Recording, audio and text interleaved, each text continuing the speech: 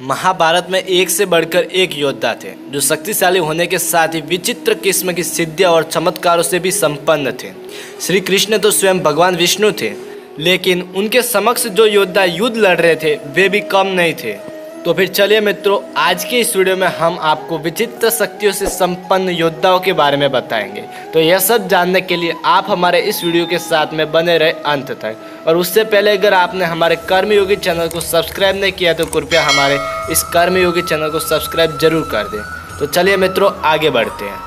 तो मित्रों, पहले नंबर पे है सहदेव। सहदेव भविष्य में होने वाली हर घटना को पहले से ही जान लेते थे। वे जानते थे कि महाभारत होने वाली है और कौन किसको मारेगा और कौन विजयी होगा। लेकिन भगवान कृष्ण ने उसे श्राप दिया था कि अगर वह इस बारे में लोगों को बताएगा तो उसकी मृत्यु हो जाएगी। और मित्रों, दूसरे योद्धा थे बर्बरीक। बर्बरीक दुनिया का सर्वश्रेष्ठ धनुर्धर थे। बर्बरीक के 3 बाण ही काफी थे जिसके बल पर वे कौरवों और पांडवों की पूरी सेना को समाप्त कर सकते थे।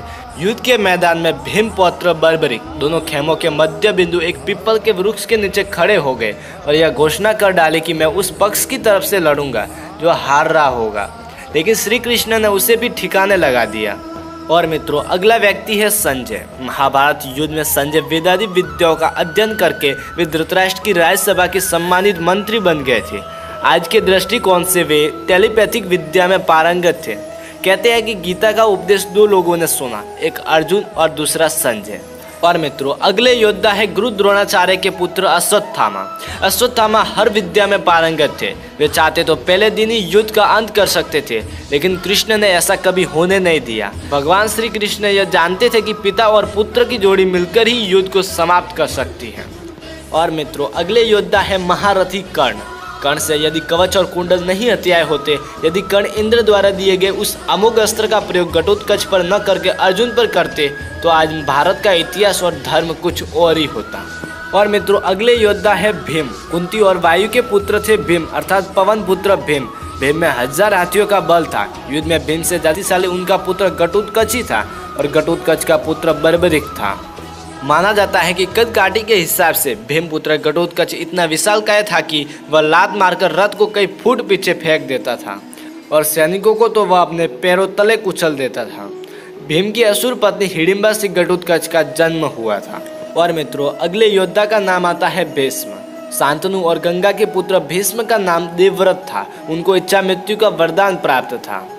और मित्रों, अगले योद्धा है दुर्योधन। दुर्योधन का शरीर वज्र के समान कठोर था, जिसे किसी धनुष या अन्य किसी हथियार से छेदा नहीं जा सकता था।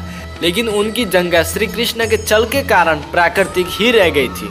इस कारण भीम ने उनकी जंगा पर वार करके उनके शरीर के 2 फाड़ कर दिए थे।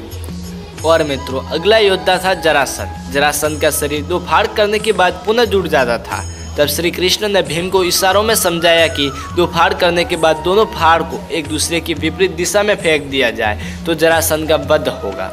और मित्रों, कुछ ऐसा ही हुआ। तो फिर मित्रों, कुछ ये थे विचित्र शक्तियों से संपन्न योद्धा। आशा करता हूँ कि इन सब के बारे में जानकर आपको अच्छा लगा होगा। तो कृपया हमारे इस वीडियो को लाइक, कमेंट, शेयर एंड हमारे कर्मयोगी चैनल को सब्सक्राइब जरूर कर दें। और साथ ही मित्रों, मैं आपसे जानना चाहता हूँ कि आपके अनुसार इन सब विचित्र शक्तियों से संपन्न योद्धाओं में से सबसे शक्तिशाली योद्धा कौन सा था? कृपया करके ये हमारे कमेंट बॉक्स में कमेंट जरूर कर देना। तो चलिए मित्रों, आज के लिए इतना ही। फिर मिलते हैं अगले वीडियो के साथ में।